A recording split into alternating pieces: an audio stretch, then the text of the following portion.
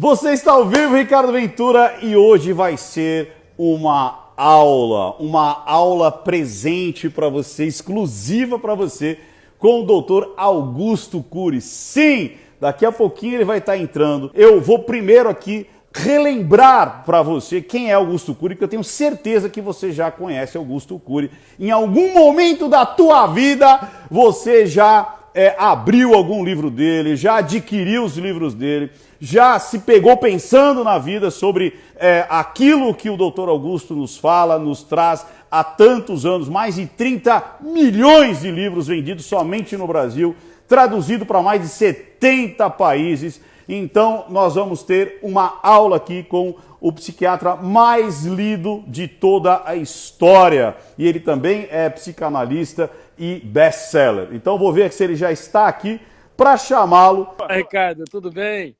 Prazer enorme, viu? Prazer é meu. Já fiz aqui a carteira, eu chamo que é o momento carteirada, viu, doutor? Que é tipo assim, deixa eu explicar quem que é esse homem que está aqui, que não é pouca coisa não, hein? Porque as pessoas, eles falam assim, quem que é? Que é quase impossível, né? Não conhecer Dr. Augusto Cury. E agora, inclusive, lançando o filme na Netflix. Então já fiquem sabendo que na Netflix vai ter o Vendedor de Sonhos, não é isso? Dream Seller, não é isso, doutor? Isso aí, Ricardo. Em primeiro lugar, eu quero dizer quem eu sou. Eu sou apenas um caminhante que anda no traçado do tempo, procurando entender um pouco os mistérios da vida e entender quem eu sou. Em segundo lugar, é um prazer enorme estar com você. Parabéns pelo seu trabalho. Estamos lançando mundialmente o filme O Vendedor de Sonhos, que já foi lançado no Brasil e na América 2016. Latina, e foi muito... No Brasil, na Netflix, foi lançado agora, há uns 8 meses, né? E aqui na América Latina também. Agora, nos Estados Unidos, França, Itália, Alemanha, Turquia, está sendo lançado esses dias. Tá. Então, no Brasil, você talvez não encontre, porque venceu o contrato da Warner e da Fox com a Netflix, tem de pressioná-los a retornar o filme, mas no mundo, felizmente, ele está pegando tração e vai ajudar milhões de pessoas.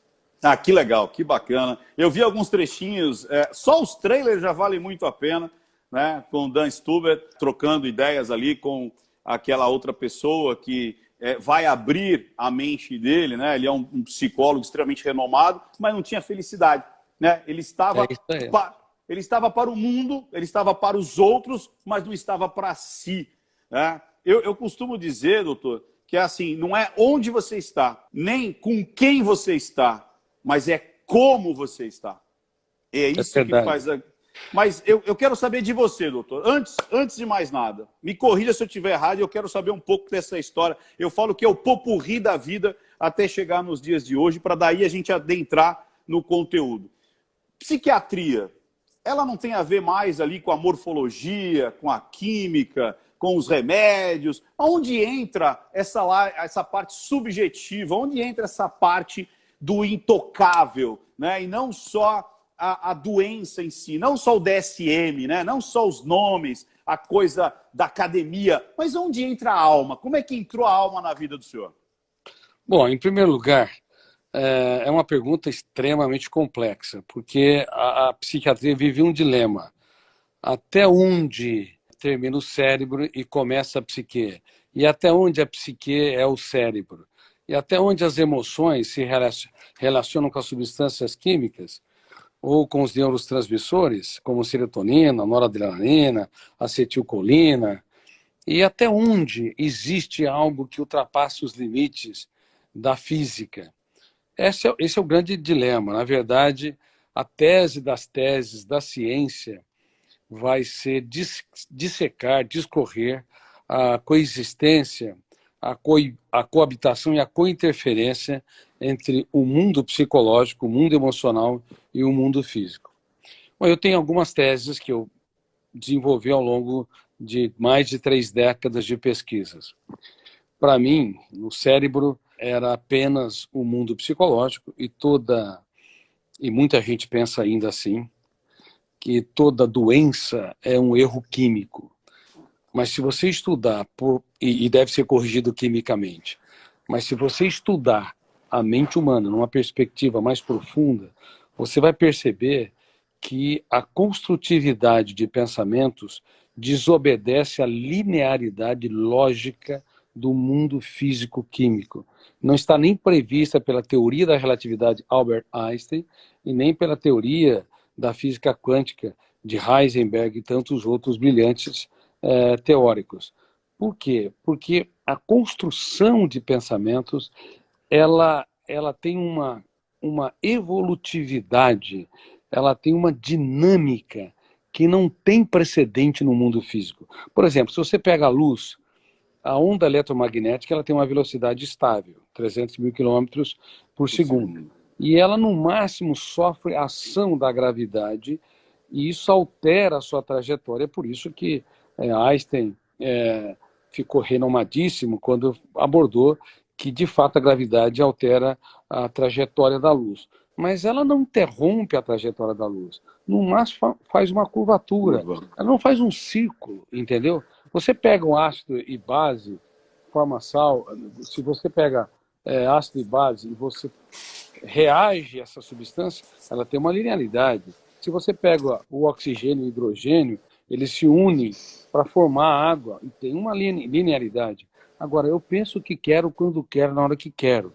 Você sofre pelo futuro. Eu posso ruminar o passado, ruminar perdas, mágoas e frustrações. Nós podemos nos preocupar no presente e desenvolver um aporte de ideias que se tornam nossos cárceres mentais. Mas como é que essa liberdade construtiva, como é que essa plasticidade criativa, isso não tem precedente. Por isso que aí no Brasil, hoje eu estou nos Estados Unidos, mas estou momentaneamente nos Estados Unidos, porque eu estou lançando o filme, mas aí no Brasil, durante 3 décadas, desenvolvendo uma das raras teorias sobre o processo de construção de pensamentos e formação do eu fiquei tão perplexo que eu percebi que cada ser humano é um mundo a ser descoberto. Não importa os seus erros, seus fracassos, suas crises, a cor da pele, a sua sexualidade, nós somos únicos e irrepetíveis e insubstituíveis enquanto seres humanos. Podemos até ser substituídos como profissionais, se não nos atualizarmos e reinventarmos.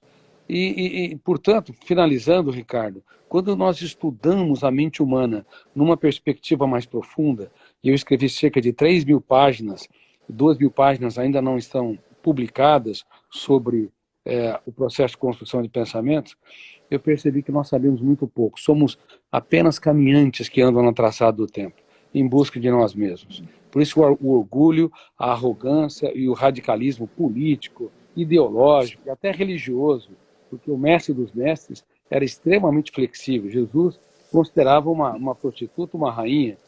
Ou seja, todos os defeitos da personalidade sobressaem quando somos inflexíveis. Exemplo de maturidade. Muito bom, muito bom. E é isso, eu fico tão feliz ouvindo isso, doutor, porque eu falo que o ser humano, ele transcende a física, ele transcende a química, ele transcende a lógica, ele transcende tudo que é material. Então, nós tratarmos o ser humano como ratinhos de laboratório é o pior erro que existe.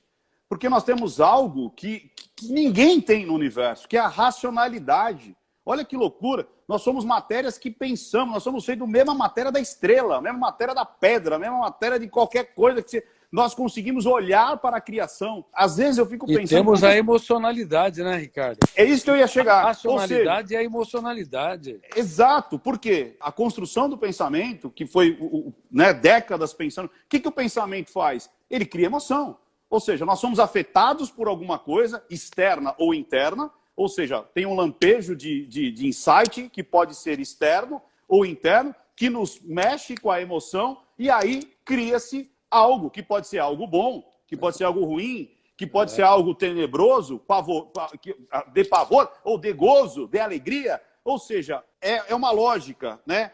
Estímulo, pensamento, emoção e aí comportamento. E eu tive um insight agora, inclusive, que o senhor disse o seguinte: nós ruminamos o passado e talvez pensamos no futuro. Sofremos, sofremos. Só que é o seguinte, olha que loucura, me veio isso agora, doutor. Algumas pessoas têm a capacidade, e eu me coloco nisso, porque eu fui meu primeiro paciente, eu não sei quanto o senhor, mas eu fui meu primeiro paciente, eu fui meu primeiro cliente.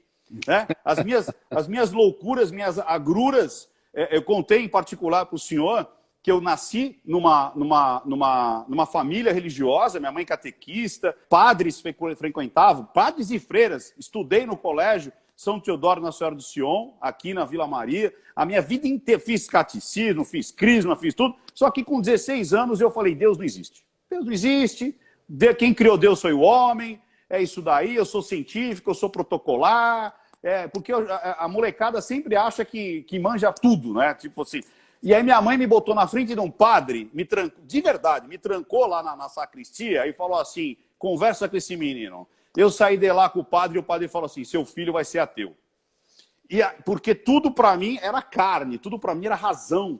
Né? Não existia o pensamento e a emoção além da situação química, como a gente diz. E aí com 35 anos, eu tive né? Eu passei praticamente dos 17 até os 35 ateu.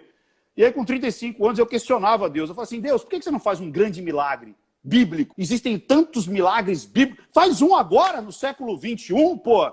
Né? Que saco! E aí, eu acordei. Isso foi em sonho.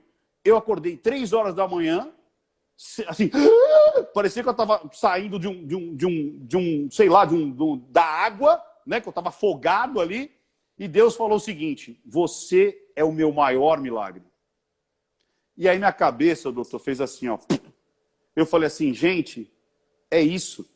Nós não somos só carne, nós somos espírito, nós somos alma. E aí eu tive insight com o senhor falando agora. Nós não só nos preocupamos com o passado, com o futuro, mas com o presente também. Então, muitos pensamentos de looping acabam que a gente fica estagnado. O que o senhor me fala sobre isso? A ansiedade, a depressão, esse pensamento suicida, porque tudo isso é pensamento. Tudo isso gera a partir de um pensamento que faz ficar em loop. O que faz a gente ficar preocupado nessa bolha emocional? Bom, Ricardo, acontece o seguinte, a mente mente. A mente é a maior contadora de mentiras e de inverdades para um ser humano. Ninguém pode te encarcerar tanto, roubar tanto o seu oxigênio, te asfixiar. Ninguém pode levar você a se aprisionar num cárcere de segurança máxima, mais do que aqueles presidiários que cometeram crimes hediondos, do que a sua própria mente. Só que as pessoas não têm consciência disso. Deixar a mente irresponsavelmente solta é quase que um crime contra a saúde emocional.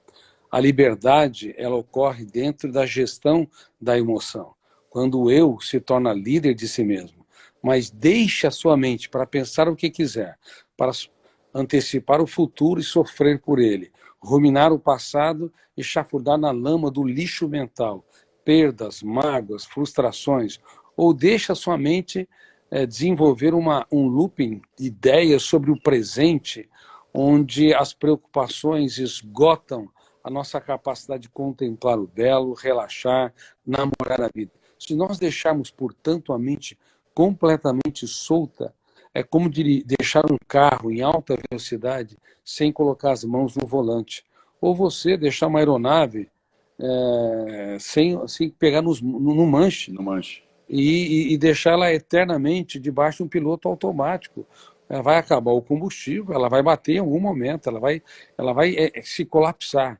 As pessoas não entendem. Aliás, um dos motivos é a educação cartesiana, racionalista, a educação inclusive de Harvard, de Cambridge, MIT, Stanford, não apenas a educação brasileira, é uma educação que bombardeia o córtex cerebral com milhões de dados, mas não entende que nós temos que mudar a era, da era da informação para a era do eu como gestor da mente humana, da era do apontamento de falhas para a era da celebração de acertos. Pais que não celebram o acerto dos seus filhos vão perder os seus filhos.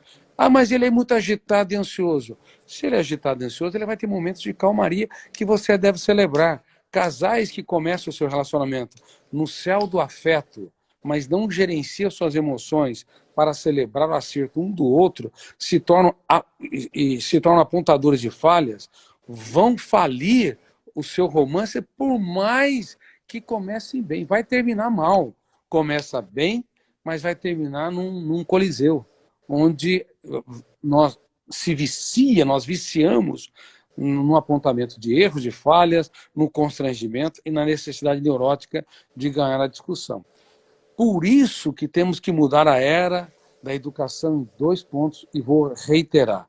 A era da informação para a era do eu como gestor da emoção.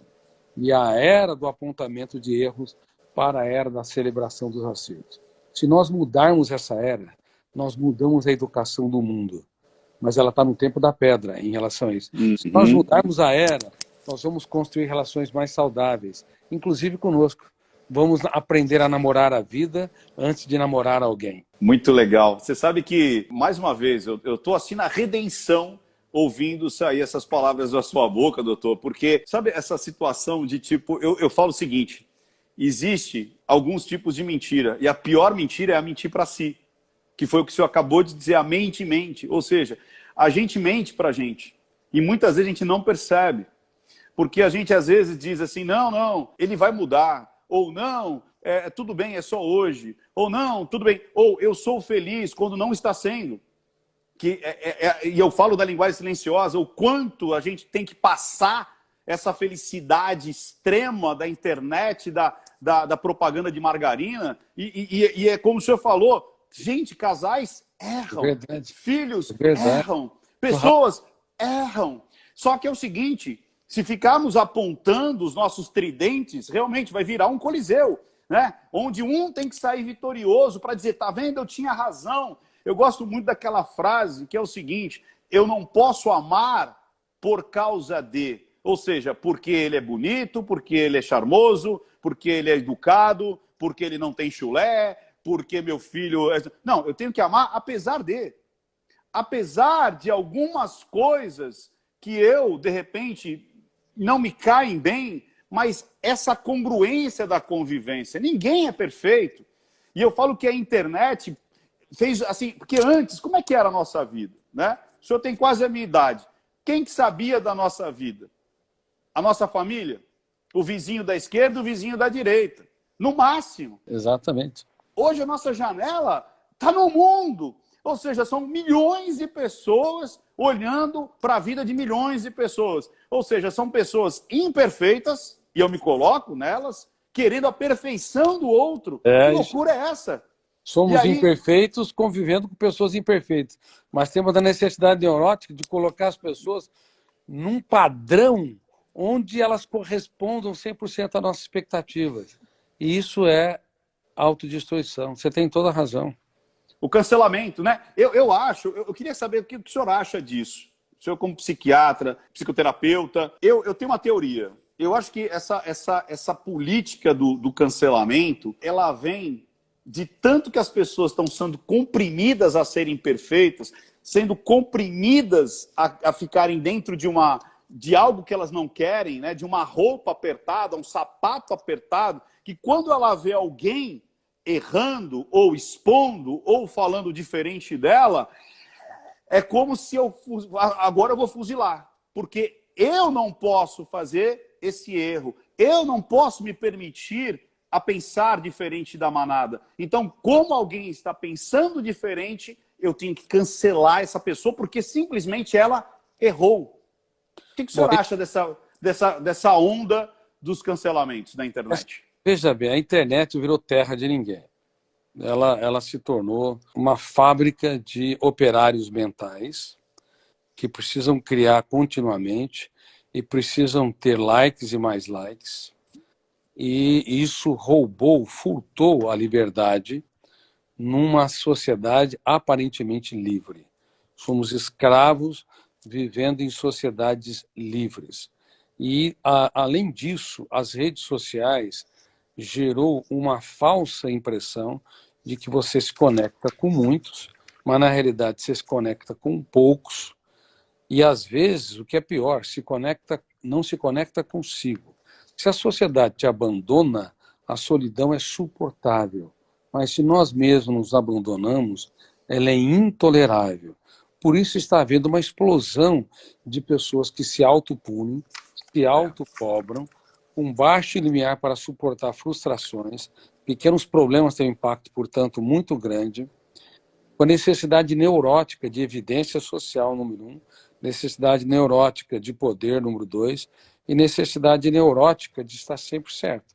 Elas não têm consciência da sua falibilidade, da sua fragilidade, de que bonito não é ser perfeito, é você reconhecer suas imperfeições e se colocar como um ser humano em construção, um eterno aprendiz, algo que o vendedor de sonhos e também o protagonista, o vendedor de sonhos, não aprendeu. Ele era um vendedor de pesadelos. Também no Futuro da Humanidade, que nós vamos filmar dentro de 2 a 3 meses, o protagonista, eles não aprenderam. E Armadilhas da Mente, que também deve ir para a Netflix, ou nós estamos estudando também com a Disney, estamos estudando com a Sony. Tem vários streamings que estão muito interessados. O protagonista do Vendedor de Sonhos, como do Futuro da Humanidade, e de vários outros livros, como Armadilhas da Mente, ele era um sujeito que tinha tudo, mas não tinha conexão consigo, e nem com as pessoas mais caras. Ele era multibilionário, reis se curvavam diante dele, presidentes, mas ele não tinha tempo para si, para dialogar consigo. E quem não dialoga consigo é um escravo na sua própria história. Aquele sujeito está falando consigo, ele é psicótico. Isso é uma falácia. Muitos que têm psicose, obviamente, falam sozinhos, como uma tentativa desesperada de conexão interior. Enquanto os normais, ninguém é normal, mas os normais acham que falar consigo, isso é uma evidência de um surto psicótico. Se você não aprender a falar com seus fantasmas mentais, não dar um choque de lucidez em pensamentos perturbadores, em sofrimento por antecipação, na sua necessidade neurótica de poder, de estar sempre certo, e na sua necessidade ansiosa de evidência social e de que os outros correspondam às suas expectativas constantemente, muito dificilmente você vai ter saúde emocional. Por isso que há muitos miseráveis que moram em palácios. Só para encerrar, o Vendedor de Sonhos, quando ele foi pagar a conta numa aeronave que era dele, foi viajar com a filha e com a esposa, e a filha chorando: papai, você tem tempo para tudo, mas não tem tempo para mim. A esposa também: você disse que me amaria na fortuna e na miséria, agora estamos na fortuna, você não tem tempo para mim, na alegria e na tristeza. Bom, então ele resolveu pagar a conta, até porque estava com o cérebro esgotado. Mas quando estava para pegar o voo, mais um telefonema, mais um grande negócio, e mais uma vez ele traiu a sua palavra. Eu quero aproveitar e perguntar para quem está nos ouvindo: quantas vezes você traiu a si mesmo? Quantas vezes você disse que dormiria melhor, não gravitaria na órbita da opinião, da crítica dos outros, você relaxaria mais, até namoraria a vida, e você traiu? Você traiu as pessoas que você ama, beijou menos, abraçou menos e julgou mais. Bom, este homem era um vendedor de pesadelos. Ele traiu e disse para a filha e para a esposa: eu vou pegar uma outra aeronave, pode ficar tranquila, no dia seguinte estaremos juntos. Mas quando o avião taxiava e ele ia para o seu mega escritório, não deu tempo, o avião pegou fogo. Aí este homem ficou com o trivial, riqueza com que raros tiveram, poder e evidência social que raras celebridades já conquistaram, mas ele perdeu o essencial. Então ele se tornou um miserável, morando em palácios. E há milhões de pais que são miseráveis, há milhões de casais que são miseráveis, às vezes miseráveis até morando num pequeno apartamento ou numa pequena casa, porque nós nos sentimos abastados a tal ponto que não sabemos nem chorar as nossas lágrimas para quem amamos, nem sabemos falar dos dias mais tristes da nossa história para que os outros entendam que ninguém é digno do pódio se não usar os seus fracassos para conquistá-los.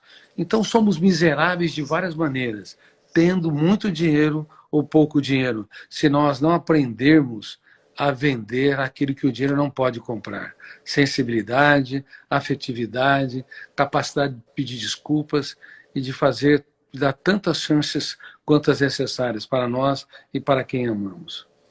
E tempo, né, doutor? É impressionante com quanto assim... Mas é como você fala, é a trajetória, né? Se você não perceber que você está numa trajetória e não a busca do final, porque o final vai ser igual para todo mundo, as pessoas vão morrer, Você sendo rico, você sendo pobre, você vai morrer. Você sendo sábio ou sendo idiota, você vai morrer. E não vai se levar absolutamente nada desse plano. É tão bonito. Eu te falar uma coisa sobre isso.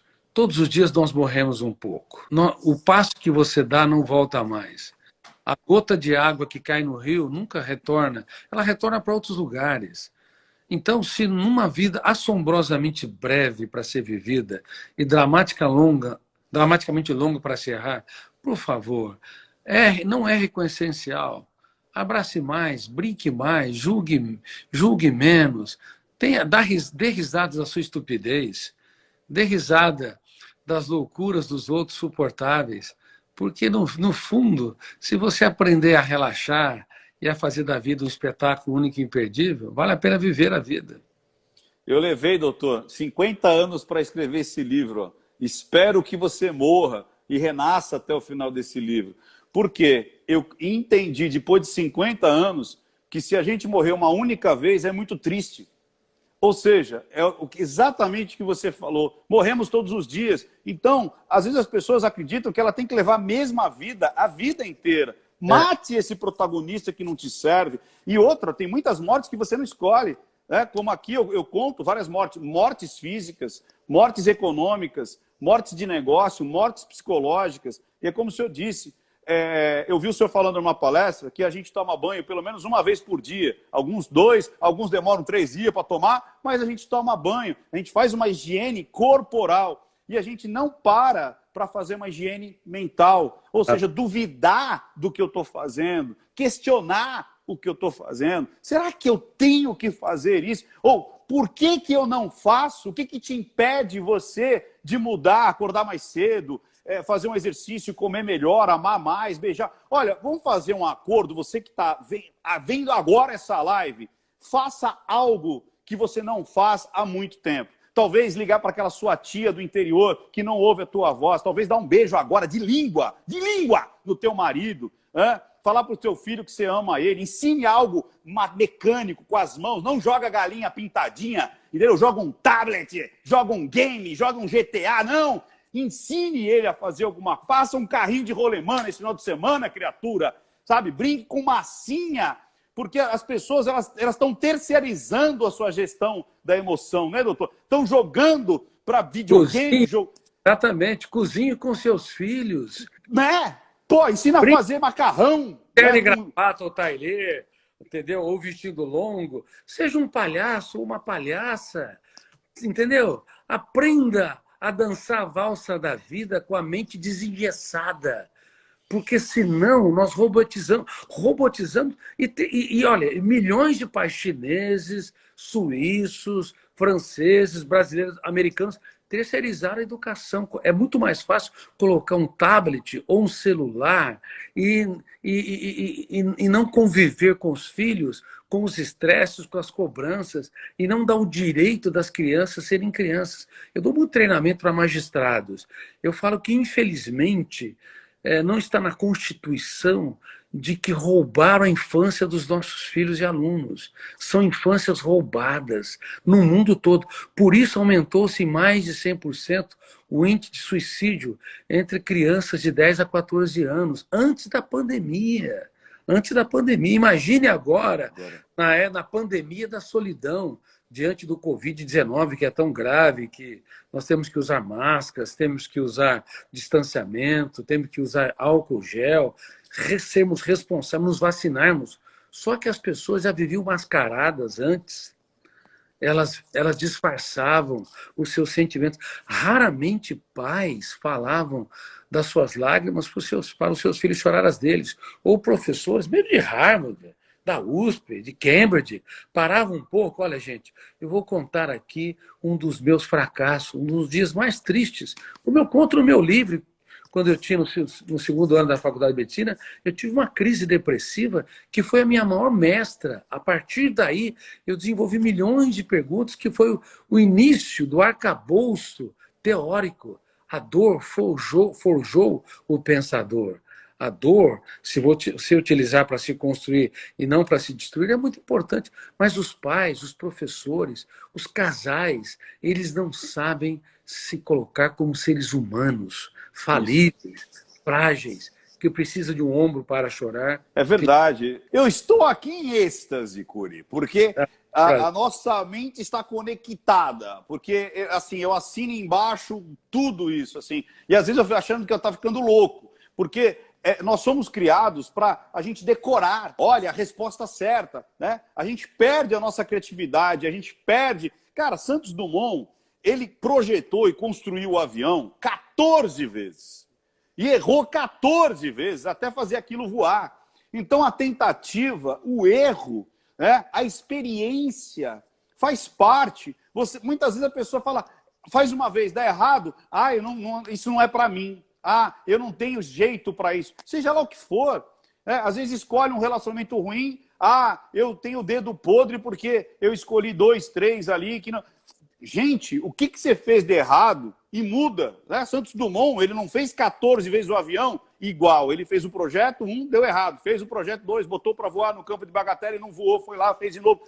A vida é um jogo onde você não tem como voltar as peças para trás. É sempre para frente.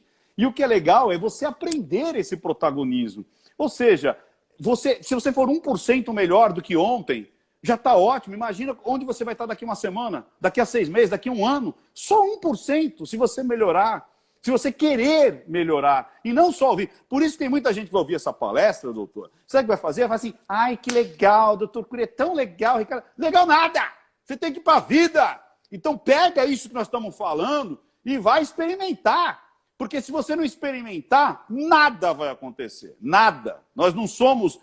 a gente não estamos na Matrix ainda, que nós estamos falando, está entrando na tua mente, e você está com... De novo, né? Insight, mente, emoção, comportamento. Se você não tiver essa gestão da emoção, como o doutor está falando, e botar em prática, você vai continuar com o mesmo resultado. Por isso eu costumo dizer o seguinte, se você vai dirigir um carro, você precisa de treinamento. Se você vai pilotar uma aeronave, precisa de um treinamento. Se você quer manter um corpo em dia, se você tem que fazer musculação, treinamento. Se você quiser fazer um excelente profissional, precisa de treinamento. Mas é impressionante, nós não treinamos o nosso eu para ser autor da própria história. É uma loucura. Nós não treinamos técnicas, por exemplo, como a técnica do DCD. Duvidar de todos os pensamentos perturbadores, criticar ideia angustiante, criticar emoções tensas e determinar estrategicamente ser líderes de nós mesmos. Se eu duvido, critico e determino com a minha própria capacidade intelectual, sem ninguém estar ouvindo, assim como nós tomamos banho uma vez por dia, tem pessoas que tomam 2 banhos por dia, 3, se tomar 4 banhos ou mais, tem o TOC, transtorno obsessivo compulsivo. Eu já tive pacientes que tomavam 40 banhos por dia, tá certo? Esse é um transtorno obsessivo compulsivo. Mas, enfim, se você não faz a higiene mental, assim como você faz a higiene física, e Ricardo, há centenas de milhões de pessoas que nunca tomaram um banho emocional. Nunca tomaram uma ducha intelectual. Nunca chegaram diante dos seus pensamentos perturbadores, por exemplo, o sentimento de culpa, ou a glossofobia, medo de falar em público, ou a laudoxafobia, medo da crítica dos outros, dos haters. Nunca chegaram e falaram assim, um pouquinho, eu não sou escravo do que os outros pensam e falam de mim, eu não sou escravo desses pensamentos, nem tudo que eu penso é meu eu que pensa, são os copilotos da aeronave mental, como gatilho, dispara, enquanto você está meneando a cabeça, o gatilho está sendo disparado milhares de vezes. Abre janelas. Se abrir uma janela errada, uma janela killer, ou traumática, o volume de tensão que tem sentimento de culpa, medo dos outros, medo da opinião, medo do lugar fechado, é tão grande que fecha o circuito.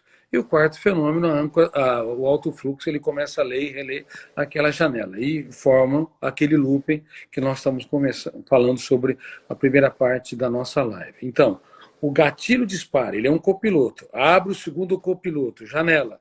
Se a janela é traumática ou killer, o volume de tensão pode fazer com que a âncora, o terceiro fenômeno, feche o circuito.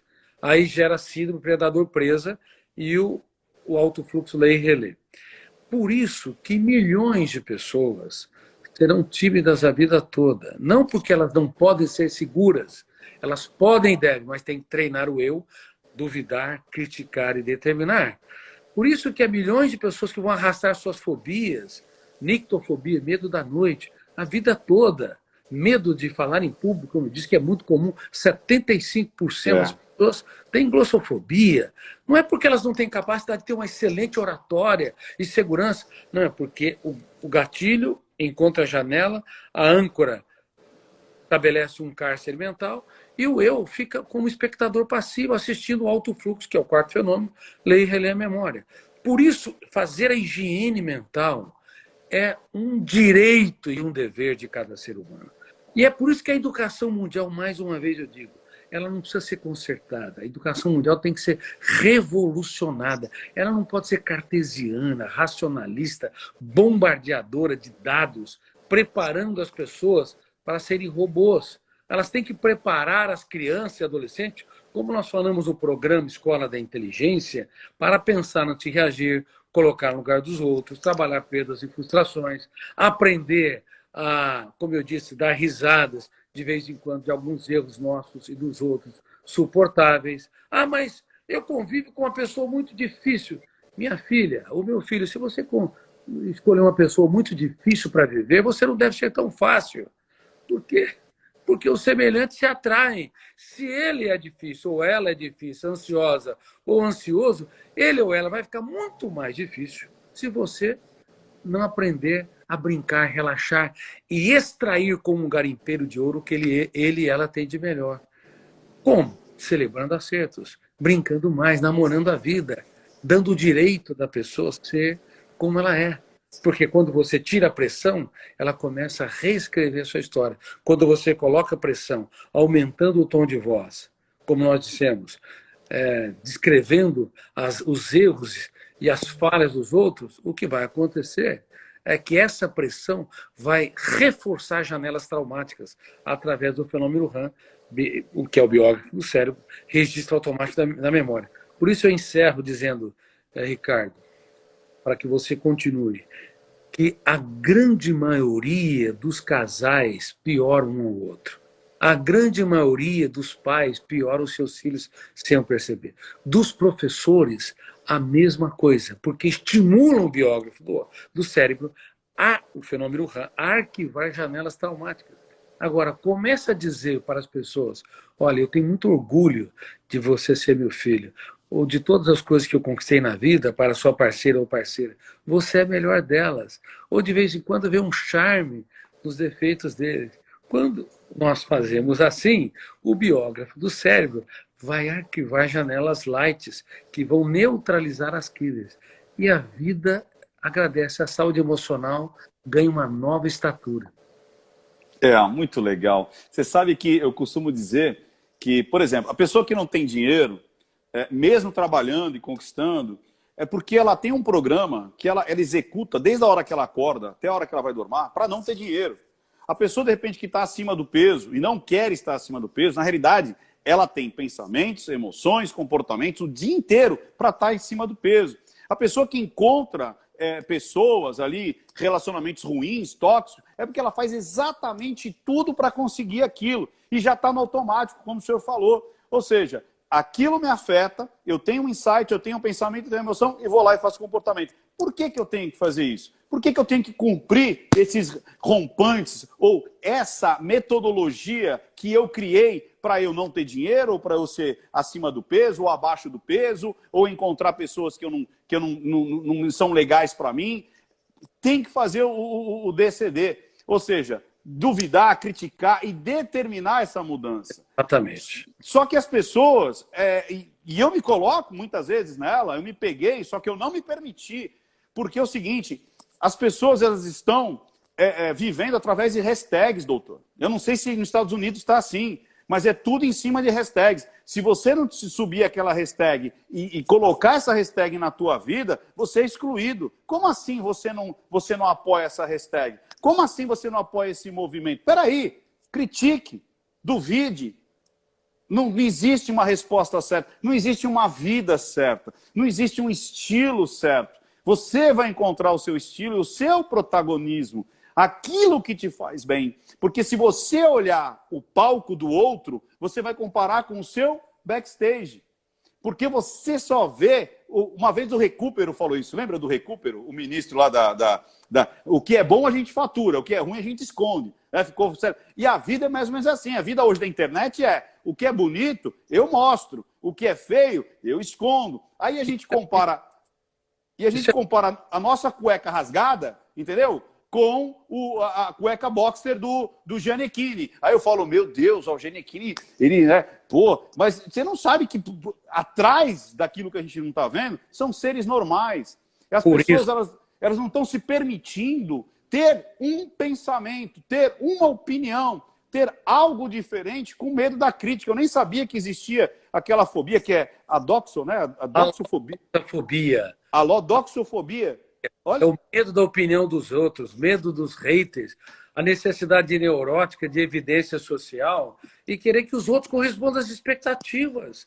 Isso é um calabouço mental. Por isso o vírus mental é tão grave como o vírus Covid. Reitero, o Covid é sério, temos que usar máscara, distanciamento social, álcool gel.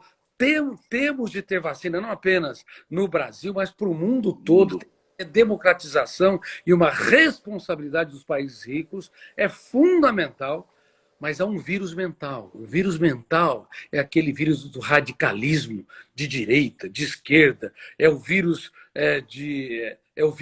onde há o egocentrismo, o individualismo, a necessidade ansiosa que o mundo gravite na nossa órbita. Esse vírus mental é terrível. O vírus mental, ele não faz você entender que é um charme nos defeitos das pessoas que estão ao seu redor, não faz você pedir desculpas. O vírus mental não faz você perceber que você pode ser uma celebridade, pode ser uma pessoa multimilionária, mas você é um simples mortal. Um mortal que morre todos os dias um pouco e que deve aprender a ter um caso de amor com a sua saúde psíquica. Senão, nessa breve existência, você se encarcera e se asfixia de maneira atroz. Por isso que nós criticamos tanto as redes sociais na atualidade, porque é um sorriso fácil. Há 1000 filtros para as pessoas aparecerem o que não são. É importante usar máscara para a proteção da propagação do vírus? Mas tem uma máscara, que é a máscara emocional, que as pessoas têm de tomar muito cuidado, elas disfarçam o que são. E é por isso também que nós vamos lançar uma nova rede social. Essa é uma grande novidade, chamada Got Chosen. Got Chosen. G-O-T, Chosen, escolhido. C-H-O-S-E-N. Got Chosen. Got Chosen. Essa rede social vai ter um botão do pânico. Por exemplo, lá na Rússia, um jovem está desesperado, os psicólogos e médicos que são voluntários vão poder, naquele momento, ter um atendimento emergencial e encaminhá-lo. Na Dinamarca, na China, onde o índice de suicídio é muito alto, cerca de 300 mil pessoas suicidam-se na China, entendeu? A cada 40 segundos uma pessoa morre pelas próprias mãos e a cada 1 segundo alguém tem atitudes suicidas, mas nenhuma delas quer morrer. Todas elas querem viver. Tem como ser de viver. Elas querem matar a vida, a dor. A dor. A punição e não a vida. Isso. Então, a Got Chosen vai ter um botão do pânico e vai ter uma hashtag, agora essa é saudável, de saúde emocional. Por exemplo, você vai poder contar a sua experiência de dor, de resiliência, de superação, um executivo também, um psiquiatra vai colocar suas ferramentas, um psicólogo, no mundo todo vai se contribuir para o desenvolvimento da saúde emocional. Então, a Got Chosen tem o botão do pânico, nós não sabemos como é que vai ser chamado ainda, nós devemos, em julho, lançar mundialmente. Já existe a Got Chosen, vocês podem até acessá-la, tá certo? Mas ela vai ser lançada publicamente ainda. E além do botão de pânico, a hashtag emocional, uma coisa muito importante que vai haver democratização da monetização. A partir de agora, as pessoas vão poder, pelo menos, grande parte da receita da própria da própria Gachoso, da própria rede social, vai diretamente para os influenciadores, inclusive microinfluenciadores de 10 mil, 15 mil, que são operários que trabalham para as redes sociais e não são valorizados, aliás, são invadidos na sua privacidade. Nós precisamos mudar o traçado da humanidade. Não dá para mudar tudo, mas se você mudar o seu mundo, mudar o mundo das pessoas ao seu redor, você é um God chosen, você é um escolhido para ser um ser humano que faz a diferença no teatro da existência. E que bacana. Da God chosen, meu amigo. Eu achei demais. Inclusive, você sabe que eu falei isso porque nas minhas análises, eu sempre faço a conclusão da análise e a conclusão para a vida. Então, eu sempre busco, através do que acontece, pode ser uma fofoca do BBB, pode ser alguma coisa da novela, pode ser o assassinato, não sei. Então, eu faço a análise, né, da linguagem silenciosa, mas eu trago para a vida, eu sempre trago um viés, tipo, onde que eu posso usar na minha vida isso que eu estou vendo aqui, né? E uma das coisas que eu percebi foi que a gente tem, assim, milhões de lacradores da internet, milhões de pessoas com a fórmula pronta, mas que na vida real não lacram.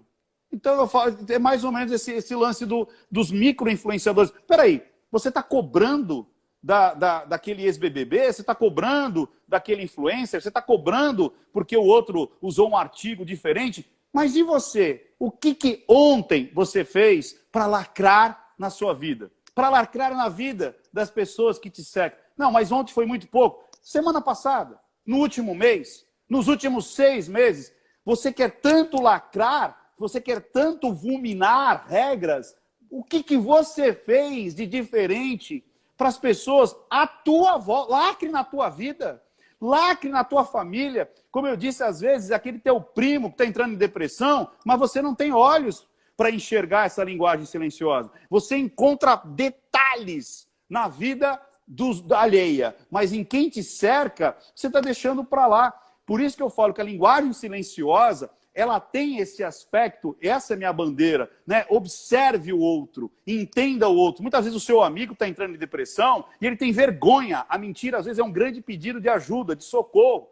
Ele fala, não, tá tudo bem, tá tudo bem. Não, não tá. Às vezes a tua filha está sofrendo bullying ou está se descobrindo sexualmente e tem vergonha de contar. E ela, às vezes, está com o namoradinho ali pressionando, e você tem o seu vovozinho, muitas vezes está sofrendo maus tratos, e ele já se sente um fardo, porque você, às vezes, tem que sustentá-lo, e ele tem vergonha, e ele mente dizendo que está tudo bem.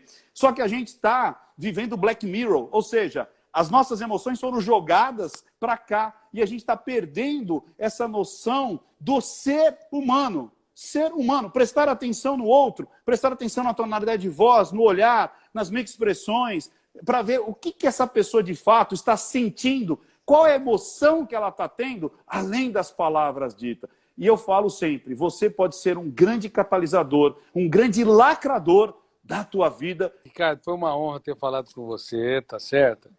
Eu não te conhecia pessoalmente, mas você é muito preocupado com o futuro da humanidade, com a evolução das pessoas, com o desenvolvimento da saúde mental. Então, parabéns, que você e todos os teus seguidores sejam felizes e sonhadores. E se sonharem, não tenham medo de falhar, e se falharem, não tenham medo de chorar, e se chorarem, repensem suas vidas, mas não desistam. Deem sempre uma nova chance para si mesmos e para quem vocês amam. Obrigado. Aliás, ótimo. Uma chance para todo ser humano, porque vale a pena viver a vida, mesmo quando o mundo desaba sobre nós. Amém. Doutor, mais uma vez, eu que agradeço, é uma honra para mim. Eu sei o quanto a agenda do senhor é atribulada, o senhor está dando pouquíssimas entrevistas, a gente conseguiu marcar essa com 6 meses de antecedência, então é uma honra ser escolhido aí, pensado aí, para que a gente adentrasse aí ao seu lar, né? Compartilhar um pouco do seu tempo com a gente. Muito obrigado aos seguidores do Dr. Augusto Cury, que estão aqui me vendo aqui pela primeira vez. Então aproveita e depois vai lá no Não Minta Pra Mim, para vocês aprenderem a linguagem silenciosa e utilizar na vida de vocês. Doutor, um último recado, se vocês querem para ir para algum lugar, para algum site, conhecer o novo vídeo, qual que é o recado final para as pessoas seguirem. O recado final é o seguinte, o filme Vendedor de Sonhos já esteve no Brasil, o contrato com a Warner e com a Fox agora e a Netflix já terminou, ele se expirou, ele deve retornar. Foi um dos filmes mais vistos da história do Brasil, na Netflix e na América Latina. Agora está sendo divulgado no mundo. Vocês podem convidar seus amigos em todos os países, na Índia, na França, na Itália, nos Estados Unidos, na Alemanha, no Canadá, enfim, para que eles possam aprender a comprar vírgulas, como diz a tese do filme, que é uma linguagem silenciosa também, né, Ricardo? Comprar vírgulas é uma das linguagens mais silenciosas, e não colocar pontos finais, vírgulas, para escrever os capítulos mais importantes da sua história nos momentos em que o mundo desaba sobre você. Não tenha medo do caminho, tenha medo de não caminhar. Um forte abraço, beijo no coração a todos, Ricardo. Obrigado, doutor. Obrigado. Até mais. Boa noite, bom final de semana e um abraço aí a toda a família. Muito obrigado. Até mais, viu? A conexão caiu, mas estamos conectados. Um abraço. Sim! Até mais. Tchau, tchau, tchau, tchau, tchau, tchau. Tchau, obrigado.